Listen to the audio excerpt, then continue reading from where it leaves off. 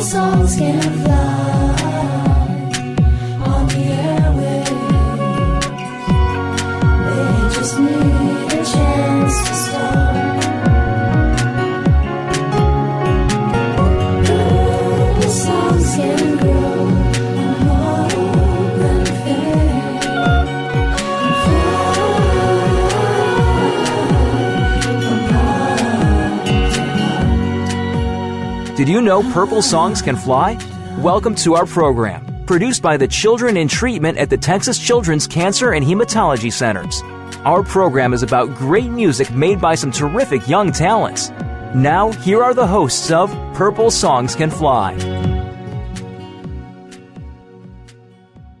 Thank you and welcome to the program Purple Songs Can Fly on the Voice America Kids Network. I'm Zach Tavlin, I'm Emily Freeman.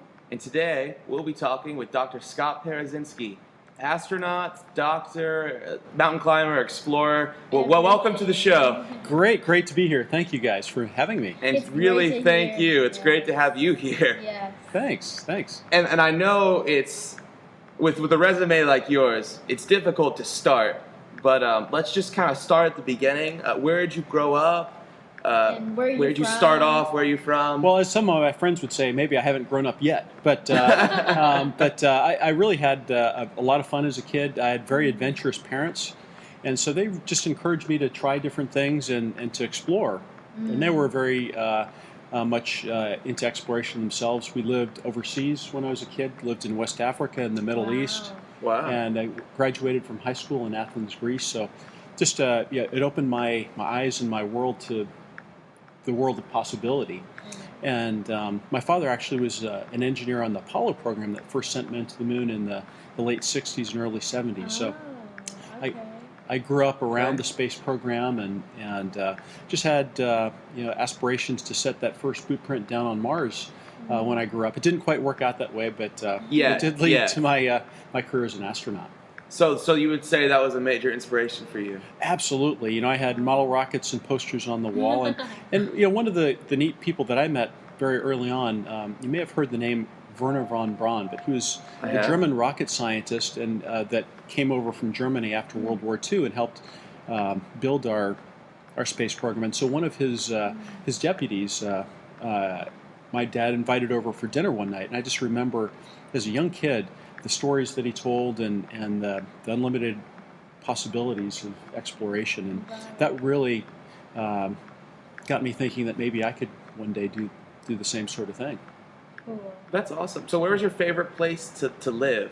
Since you have such a varied childhood, West Africa, Middle East. Well, I think travel is a part of me, and I couldn't pick out one particular spot that's my favorite, but living in West Africa, meeting people of so many different cultures, very different from me, learning to speak different languages, seeing things through their eyes allowed me to broaden my horizon. So I loved living in Africa and traveling through Africa. Living in the Middle East, unfortunately, it's a place we can't really travel so easily now as Americans, right? Because of the unrest there. And then also in Europe, it was really a lot of fun to see the seat of civilization in Athens, Greece, and in Italy, and so on. Wow. I'm a world traveler, and I've seen it on the ground level, and also, fortunately, now from space. I've actually never said this on the air before. I really, really wish I could travel where you've been. Oh gosh, the experiences. Well, I hope amazing. you guys both get a chance. When you get older, there's some incredible opportunities. Companies like Virgin Galactic that'll be taking people up into low Earth, well, actually to suborbital space first, but then into low Earth orbit. And so to see your home planet from space just changes everything. Wow. Yeah. So we did talk about you graduated high school in Athens. So how did you become Dr. Scott Parazynski? Yes. Well, another person that really inspired me was my grandfather, and it's kind of a unusual story, but I never met him. He died before I was born, but he was an ophthalmologist, an eye surgeon, and my grandmother was a nurse in his office, and so just the hearing stories of what he did, helping people, get through difficult times really inspired me to want to pursue a career in medicine, to be able to help people in a very meaningful way. And so when I was in medical school, actually, I found a way. Actually, I'm sorry, when I was in college at Stanford, I saw a pathway where I could combine both of my loves of space exploration and medicine. Yes. There were a number of Space Shuttle astronauts in the very first group who were physicians. And I thought that I could be a physician astronaut and be able to do both of the things that I was most interested in. So during your education at Stanford and throughout medical school, were you always congruently with space exploration, or did that come about later? No, I always had it in the back of my mind, but I knew that it was a very long shot sort of ambition. So you can never put all of your eggs in one basket. You have to have options. But I tell young people, I tell old people too, that if you really want something, it's not just having the dream, but having the tenacity and to make it come about. And the drive. The drive, exactly, Emily, and also just being able to see steps along the path to get you where you want to go. You can't go from ground level to the summit of Mount Everest. You have to take it one step at a time and see several intermediary steps along the way. And so I was able to find a pathway that could get me where I wanted to go. What are some of the challenges you ran into taking on such an ambitious goal? Well, so I had many intermediary goals, I guess, and not all of them came true. But I wasn't put off by or discouraged when the things that I wanted to do didn't all come true. One of the neat things about trying new things is that you get to meet new people. It opens up new doors and new opportunities. So I've done some really exciting adventures along the way. I ended up getting a chance to go to the Calgary Winter Olympic Games, Wow. which is it's just another long story. But but So many and I got a chance to meet Jacques Cousteau, one of my boyhood heroes, just kind of serendipity, just along my path. So. Oh my goodness! I wish I could meet Jacques Cousteau as well. He was one of my heroes as a child as well. Yeah. Just as a quick aside, what was it like meeting him? Well, it was amazing. So I wrote him a letter before my very first space shuttle flight, and I told him, Captain Cousteau, you were one of my role models growing up.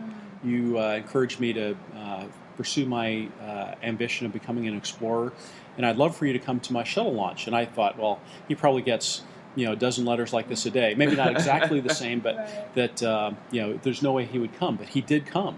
Oh, wow. And the other really neat thing about it is that he gave me one of his red beanie caps to take with me aboard the shuttle, and it was just incredible. So after the flight, my crew and I went to Paris for an event, and I presented the beanie cap back to him. It was flown in space, and I thought he would keep it, of course, and at the end of the ceremony, after the cameras were all off, he presented it back to me and said, "From one explorer to another, I'd like you to keep this." And so it's one of my most prized possessions. Oh gosh, Great. Wow. that's actually a beautiful story. It is. Thanks. It is.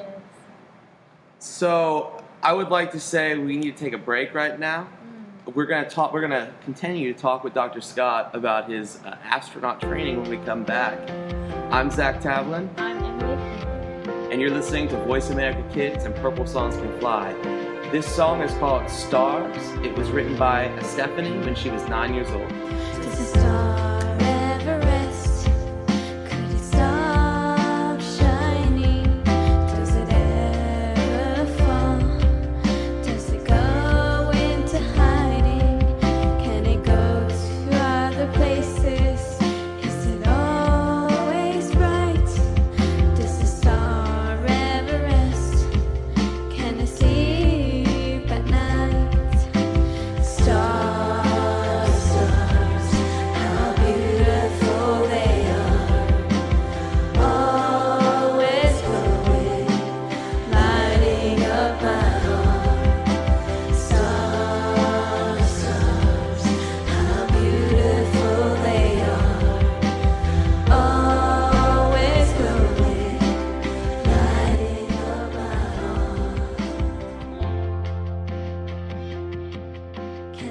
wish on everyone?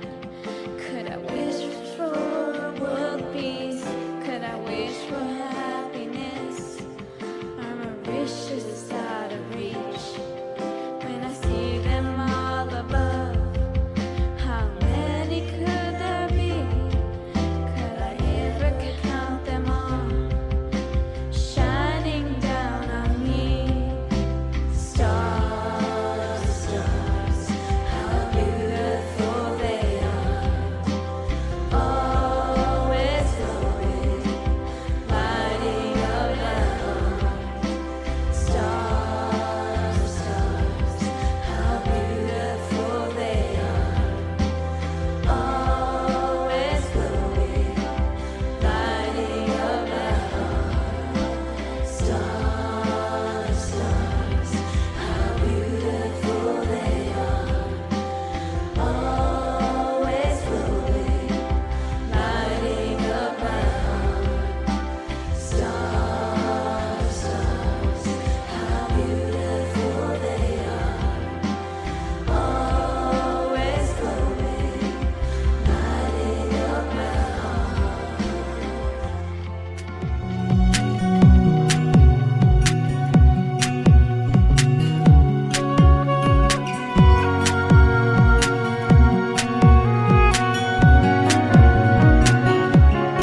Welcome back to Purple Songs Can Fly. I'm Zach Tavlin, I am Freeman. along with Dr. Scott Parazynski, Hello. and you're listening to Voice America Kids. So I really want to continue our conversation about one particularly kind of interesting aspect of your life, which would be your astronaut training. Sure, sure. Yeah. To many of our listeners and kids, adults worldwide, know of the training at NASA as some of the best in the world by far.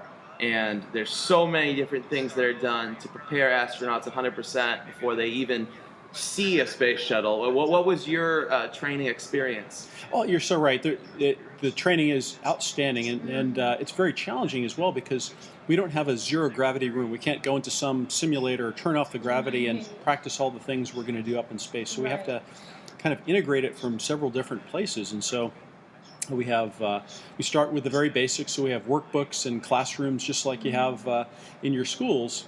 But then some really fun things that happen after that. We have virtual reality simulations where we can put on headsets and be virtually in space and interact with robotic arms and actually crawl on the outside of space stations and practice our spacewalks. We also have motion simulators that would simulate the launch of the shuttle, so you would actually tilt back in a full mock-up of the cockpit of the shuttle, and it would rock and roll just like on a real launch. We would get into centrifuges and feel the acceleration of the launch and landing to get prepared for that. And then my favorite place is what we call the Neutral Buoyancy Laboratory, which is a really fancy name for a huge swimming pool. In fact, it's, that is, yes. it's the largest swimming pool in the world. It's 40 feet deep, 100 feet wide, and 200 feet in length. And we have a full mock-up of the International Space Station and the shuttle. And we could practice every detail of our spacewalk so that by the time we actually get out there on our first spacewalk, we feel like we've been there 100 times before. And we aren't overwhelmed by just the enormity of what we're about to go do. I can only imagine how useful that would be, that kind of hands-on experience with a full-sized mock-up. How was that? Do you know how that idea even came about? Let's put a space station in a swimming pool. Well, actually, it started back in the Gemini era, and some of the very first spacewalkers in the Gemini program concluded. In fact, Buzz Aldrin, who's the second man to walk on the moon, was one of the very first spacewalkers. And they were in the Turks and Caicos, and they went underneath the water in scuba first, and then they decided, well, we can actually make our spacesuits like a scuba suit, and we can practice all the details of our spacewalk there. And in later years, they ended up bringing it into swimming pools because it's much easier to and more affordable than going to the Turks and Caicos for every training session. Although I Possibly kind of less fun. Yeah, a little bit less fun. Yeah, yeah. The other cool place that we train is in aircraft. So we fly high-performance aircraft, which is the same kind of operational tempo as a real space flight. So we call that spaceflight readiness training. It's the intensity of a real mission, because the things you do, the decisions you make have real consequence. If you don't do your job well, you actually could have a real problem in the air. So we work on crew coordination, things of that nature. And then we also train in parabolic aircraft. So we have about 30 seconds of weightlessness to experience, to simulate whatever task we might want to do. And then there's a 2G pullout, so we feel 2 times our normal body weight for a few seconds.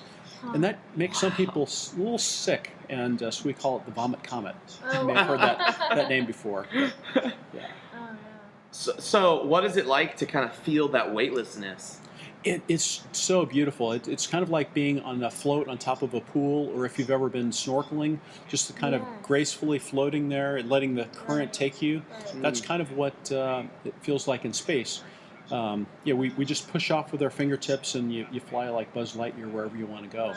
And you can do spins and flips along the way. Wow. I can only imagine. Gosh. Everyone becomes an Olympic gymnast up there. With such amazing training, just these stories of these apparatuses and kind of locations are just awesome. What was your absolutely favorite thing to do during your training? Well, I would have to say getting into the big swimming pool, the neutral buoyancy laboratory. I actually have more time in that training pool than any other astronaut, over 1,000 suited hours. So wow. The spacesuit that we would get into, it kind of felt like my second skin. I felt like I didn't have any clothes on, or just a swimsuit on, and I could do anything that I could do barehanded, I could do in the suit, and that's how comfortable I got with it. Stay there. Yeah, and I just loved it. The work was really exciting, and it certainly prepared me extremely well, because not all of my missions went exactly per plan. We had some really challenging work to do out there, some things that we call them malfunctions, but problems up in space that we had to go off the script. And the training that I did there really prepared me for doing those things. And speaking of this incredibly effective training, we have been talking about how amazingly fun and incredible it is, and it is that, but at the same time, I'm sure it must be incredibly challenging. The most elite of the elite of space explorers go through this training. What would you say is the most challenging training exercise or tool that you experience? Well, so the amount of knowledge you need to have in your head at your fingertips is really very, very challenging. So the Space Shuttle is the most complex flying machine ever built by human beings, and you're on 7 million pounds of rocket thrust to leave the surly bonds of Earth to get up into orbit. And so you really need to be right on top of your game every time you get into the simulator, because as one system would fail, it would have a cascading effect on other things that could happen on the spaceship. If you lost a computer, that might affect your shuttle engines, which might affect your life support systems. And so you needed to have all this information at your fingertips, and you needed to work through these emergency procedures without fail. So that was really exciting, but also very, very challenging. I mean, I know we talked about the relaxing nature of weightlessness and the excitement of space, but how did you manage your stress in an environment like that? When one computer could shut off your life support, oh my gosh. Well, you manage that kind of stress by just being very well prepared, and so we had wonderful instructors, brilliant engineers who dedicated, their lives to training us, and we had great simulations, and through all of that, we had the confidence of knowing that we could handle pretty much anything that they would throw at us. Wow. By the time you launch, you'd gone through so many simulations, you were feeling really good about your training, and also you knew that the people that had prepared the Space Shuttle had done everything that they could to make it as perfect and as safe as possible. So that's how we managed it. Wow, I can't imagine. And just right before we go, in a few words, is there anything that kids out there who might want to be an astronaut can do at home to kind of prepare themselves in any small way for what they want to do in the future? Oh, that's a great question, Zach. And I would tell kids that the most important thing you can do to prepare for your future is just really be engaged. The things that you choose to do in your life try and do it the very best you can. Don't just show up, but put your heart into it. The things that you're interested in and the things that you really invest your time in, you're going to excel at. And when you start excelling at things, it's self-rewarding, but it also opens up doors for your future as well. That is incredibly true. Thank you so much, and welcome. Thank you for that amazing advice and great stories. We are going to have to take a break now. I'm Zach Tavlin. I'm Emily Freeman. And you're listening to Voice America Kids. And this song is called It Started With a Dream, and this is by the sibling trio, Merlyn, Murray, and Jeramiah. There once was an astronaut named Heidi. She liked to fly in space. She liked to see Venus and Mars, Jupiter, Saturn, and stars.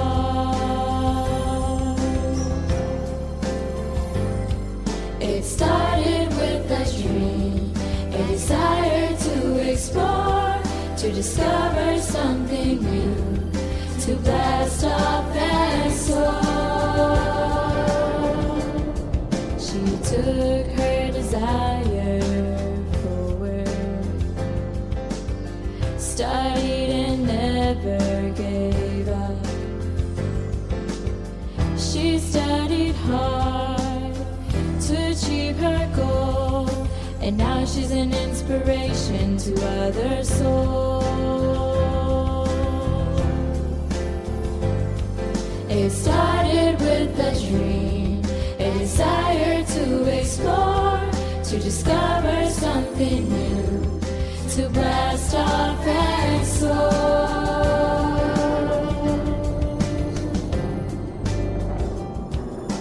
Thank you for taking our music into space.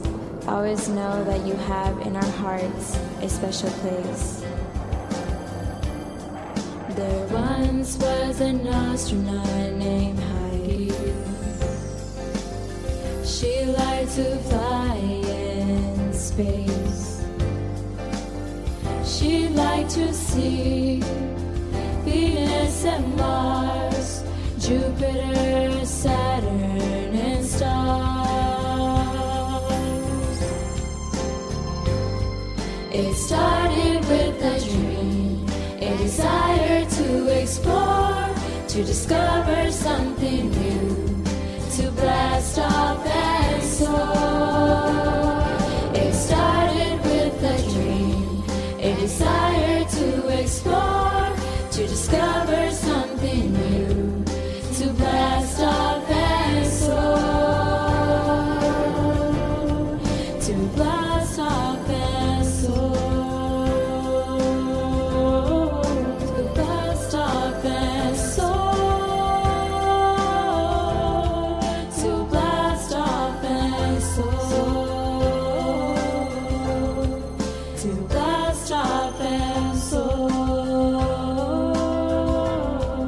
to blast off and soar.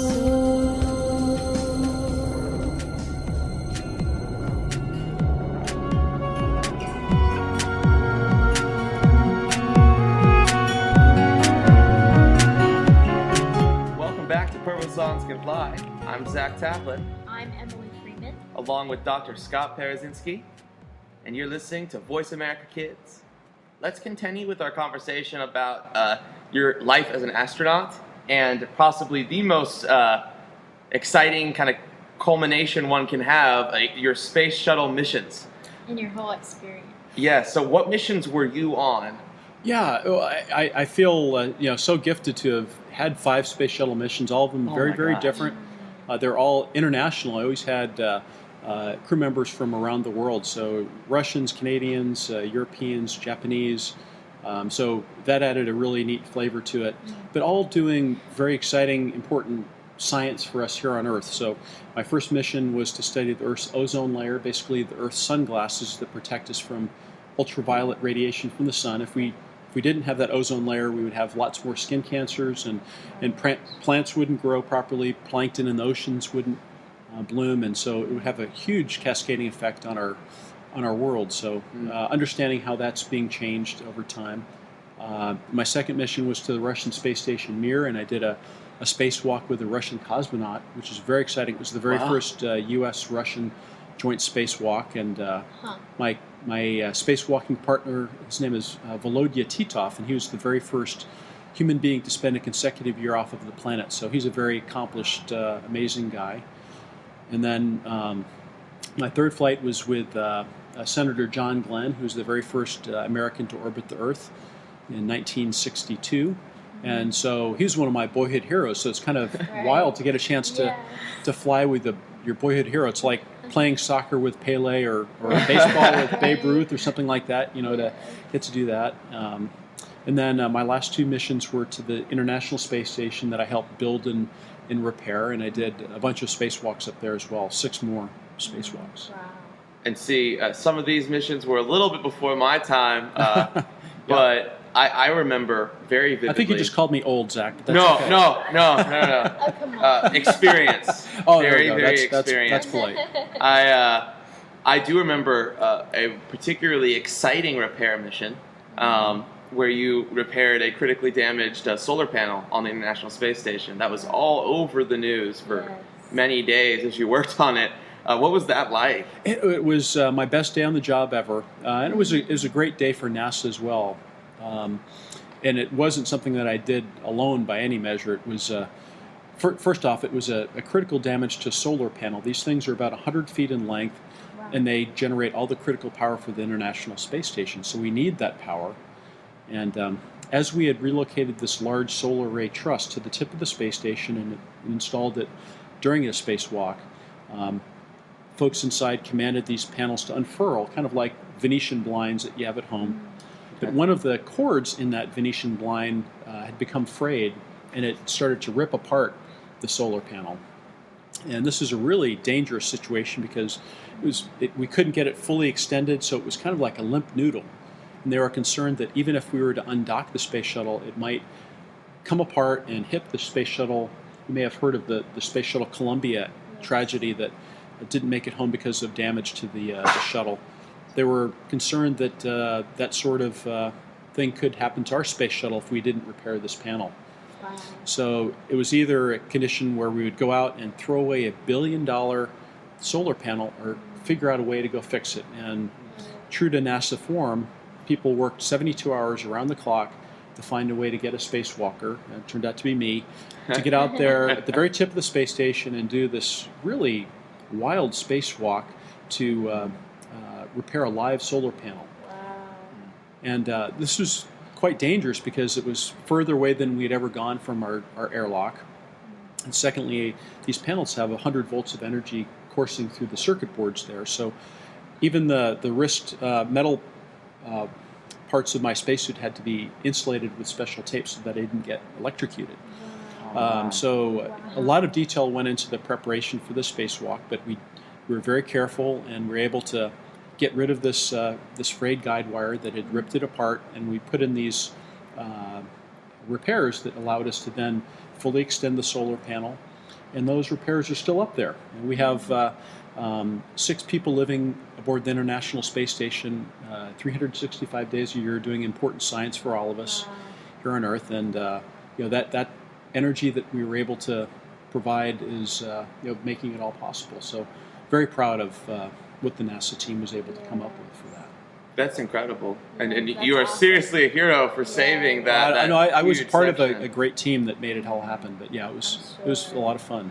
And just for anyone tuning in now, you're listening to the Voice America Kids Network and Purple Songs Can Fly. I'm Zach Tavlin. I'm Emily Freeman. And our topic today is the amazing life of Dr. Scott Parazynski. So how were you selected as the guy to go repair the live solar panel?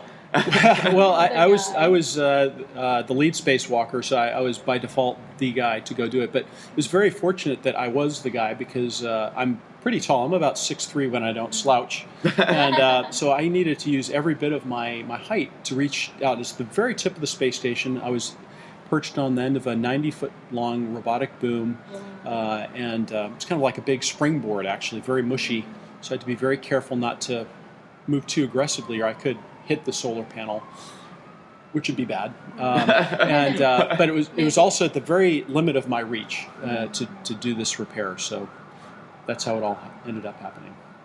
So was there ever a point during that repair where you were like, "Oh my gosh, this is incredibly dangerous"? Did you ever? If I was you, I would have freaked out. I would have. What am I doing here? And see, I know you've had a lot of more training than I have, and you say you're the most time ever spent in the neutral buoyancy lab of any astronaut, and I'm lead spacewalker. I'm sure you felt totally prepared, but did you ever have that time? Well, I did have a time when I thought that this might not be doable. We had gotten into position, and it really wasn't within my reach. And I thought, well, I really need to have Dan Tani and Estefany Wilson, the two people driving me on the robotic arm, kind of reposition me. But they said, well, it's probably going to take us we're going to have to pull you away and then bring you around a different angle.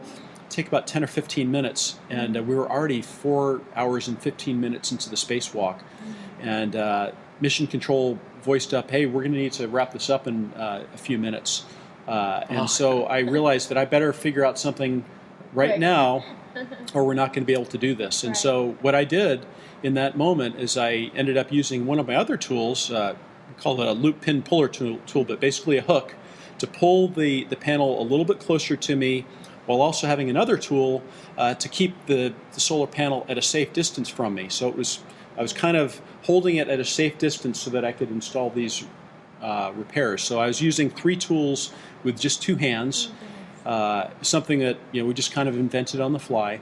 And once I figured out the technique to do it, we were able to get it done. But there was a moment when I thought, this is not going to happen today. So in that split second, you just came up with an entirely new technique for doing something that's never been done before, and that is incredible. Time is the mother of invention, I guess. Just had the time crunch, and we had to get the job done. So just do it. Just get it done. Yeah. Yep.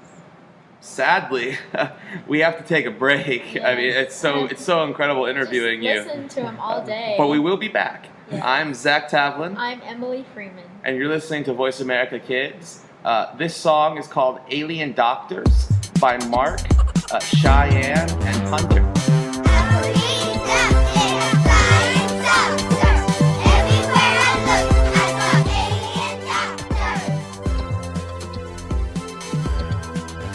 I was lying at home in my bed, my golden Mr. Bear beside me.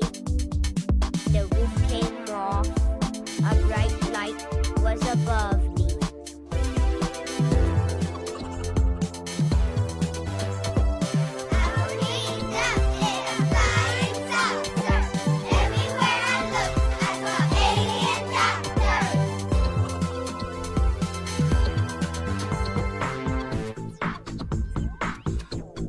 Half alien, half doctor, big head, short legs, and big bodies too. The doctor's jackets were green and white. The look of them gave Mr. Bear a sight. Boo!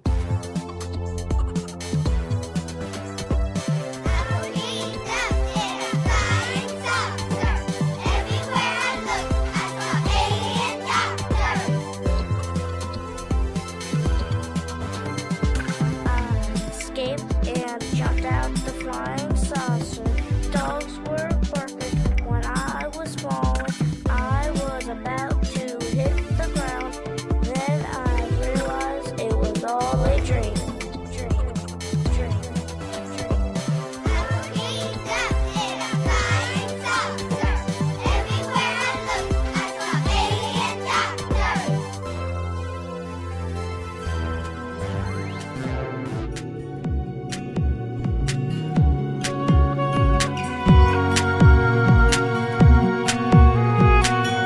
Welcome back to Purple Songs Can Fly. I'm Zach Tavlin, I'm Emily Freeman. along with the amazing Dr. Scott Parazynski, and you're listening to Voice America Kids.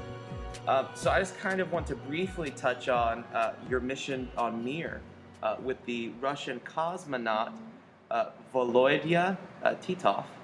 and kind of your experience with that. What was that like? How is Mir different than the ISS? And some Well, of the it's really kind of neat to that the world has changed so much that a former Cold War adversary like the Soviet Union and the Russians were became very close partners, and we could learn to work together and share in the rewards of space together. So it was really fun for me to work with him, to learn to speak Russian. He learned to speak English, of course, too, and so it was really a fun partnership, and to get a chance to go to their space station, which was very different than our Skylab space station in the past, and certainly very different than our International Space Station. But it was tinier and more cramped. But it was really remarkable that they were able to keep it up in space for 15 years when it was only designed for maybe 8 to 10 years. They're very resourceful. Yes. And, Yeah. So that joint spacewalk and that kind of amazing experience just going up, has that transferred over to? Are you still in contact? Absolutely, yeah. It's a small fraternity or sorority of space flyers. In fact, there's an organization called the Association of Space Explorers that's going to have its annual meeting here in just a few months. And we also, the American astronauts get together for a reunion every 2 years. And that meeting is this upcoming week. So it's a neat way for all of us to stay together, and it's neat to see the old Apollo and Gemini astronauts that typically come to these events as well. So. Kind of like a reunion. It is, yeah. That's cool. That's wonderful. Yeah. I'm so glad that exists. Me too. That must be really inspiring for newer astronauts coming up to get to meet heroes like yourself, the Apollo and Gemini astronauts, and really see kind of how they fit. Probably not me so much, but certainly the Apollo and Gemini. It's really neat to meet those guys. And You're very, very humble. You're very, very humble. I don't know, but it's a lot of the guys are still doing extremely well. We have a lot of the Apollo moonwalkers come every time, and to be in their presence and to hear Jim Lovell tell his stories is just amazing. Gosh, I can only imagine. Apollo 13. Ooh. I can't. So just to come out of space and back to Earth for a little bit. Okay. So what is your connection to Purple Songs Can Fly? I kind of know, but you know as well as anybody, Zach. Just for our listeners. Yeah, just for our listeners. Well, actually, I've been so fortunate to have a lengthy relationship with Purple Songs Can Fly. Anita invited me to learn more about your wonderful organization and the things you guys do here at Texas Children's Hospital. I've seen it firsthand in you and some of your fellow Purple Songs Can Flyers, but just the power of music to heal and to get our mind away to a beautiful place. And so it's very inspirational for me to be around you and to be in this environment with you here today, and to see what it continues to do for young people. But I had the great fortune to take a CD of your music up with me on one of my space shuttle missions, and then I also took a banner as well as some of your music to the top of the world, Mount Everest, back in 2009. So it's I carry the Purple Songs Can Fly banner with me whenever I possibly can. And 2009 was the year I was diagnosed with cancer. So. Wow. Well, onward and upward. Yes. I think that's kind of the key of what you do, is you take people's songs and ideas where they cannot go as an inspiration to those moving forward. And so I'm sure we'd love to thank you for doing so. Thank you. Well, thank you for allowing me that privilege. And quite honestly, I'd love to interview you two and hear about your stories and how Purple Songs Can Fly. I'm sure you talk about it on your show, but just so other kids can understand what music and art can do for you. And one thing that it was able to do for me was I had the great honor of writing a song for Dr. Scott. My favorite song. Yeah, it's a beautiful song. When I was 13, and it's called Fly Above the Sky, and you guys are going to hear it during the upcoming break. But it was one of my absolutely favorite songs to write, and I got to give it to you at a ceremony. I still have pictures of it in my room. That's awesome. I had an amazing time. and it was really moving to be able to write something in that way for someone that I admired so much. Such an amazing person. And so, just a personal aside, thank you. I appreciate that. Yeah, I was able to do that for you. So, thank you. Well, thank you. No, I remember coming here to Texas Children's for that ceremony, and it was actually tears welled in my eye, and I remember it's one of the most poignant, powerful experiences I've ever had. You know, when you sang that, and so very, very honored, and you know, I'm thrilled that other young people can continue to do this as they heal. And I would also like to say, at this event, there were also several other children from the hospital that I'm sure remember the time they got to meet the astronaut who signed each and every, photo and talk to them for a long, long time. It was amazing to see with the kids, and Thanks. I'm sure it really made an it. impact on them and helped them through a really difficult time. So, thank you. You're welcome. You're welcome. So, if you had kind of a final parting word, I know we've talked a little bit about advice to kids, if they want to kind of get in the mindset of the astronaut, and advice to kids on what they can do educationally. Is there anything else you would like to say to children listening here now who may or may not be interested in being an astronaut or a doctor? What to do? An inspiration. Yes. Well, certainly. So not everyone wants to become an astronaut, and but every kid has dreams, and I encourage everyone, young and old, to have big dreams, but as we talked about earlier, have the courage to make them come true. It's anything of great significance in life. Think something that's going to mean something to you. It's not going to be something that's given to you. It's going to be something that you work for, you really fought for. And so the things that mean the most to me in life are the things that I really struggled for, fought for because I really wanted them. And so to have those lofty goals, and then just to chip away at achieving them. And wonderful things can happen. The people that you'll meet along the way, the opportunities that avail themselves, the doors that open for you will just blow you away. You can't anticipate what they'll be yet, but I can assure you, your future will be golden if you do that. I think that's just absolutely amazing advice, Yes. and it will help many children listening here now. So Awesome. Yeah, thank you. Thank you so much for joining us. You've been listening to Purple Songs Can Fly. I'm Zach Tavlin. I'm Emily Freeman. And you're listening to Voice America Kids. Thank you again, Dr. Scott, for coming here today and speaking with us. And great to be with you guys. It Thanks. was incredible to just hear you speak, and thank you again. Nice chat. Appreciate it. And so our final song today is actually by me. It's called Fly Above the Sky, and I wrote it when I was 13 years old. What is it like to be a doctor and help the human race? What is it like to be an astronaut and walk around in space? What is it like to dive in the deep, explore the exotic sea? I want to know, because these are my dreams. To soar like an eagle, to swim with the fish, to scale the highest peaks. When you fly above the sky, when you're high above the clouds, floating weightless with no worry, you have made your country proud.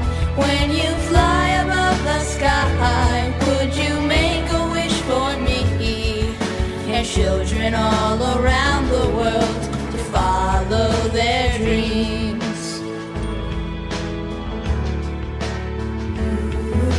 Some may call you a doctor, an astronaut or pilot, but I call you a hero. If they build it, you can fly it. When you study about disease, my suffering's put at ease. When you dive into the deepest sea, my imagination is set free. All that you've done and all you hope to do, you've carried me along with you. When you fly above the sky, when you're high above the clouds, floating weightless with no worry, you have made your country proud. When sky, would you make a wish for me? And children all around the world to follow their dreams.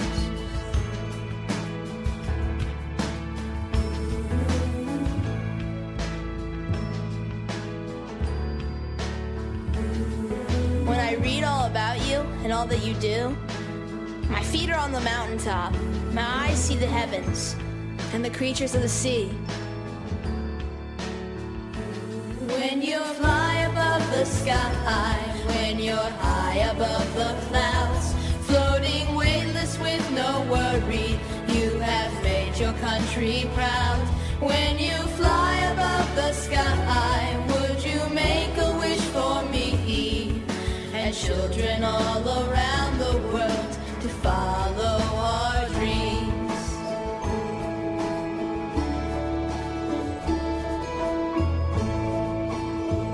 Thank you so much for taking Purple Songs into space with you. We really appreciate it.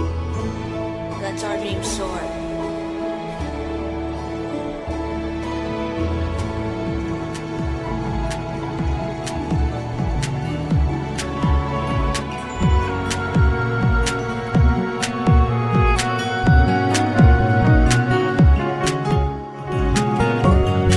Thanks for listening to Purple Songs Can Fly.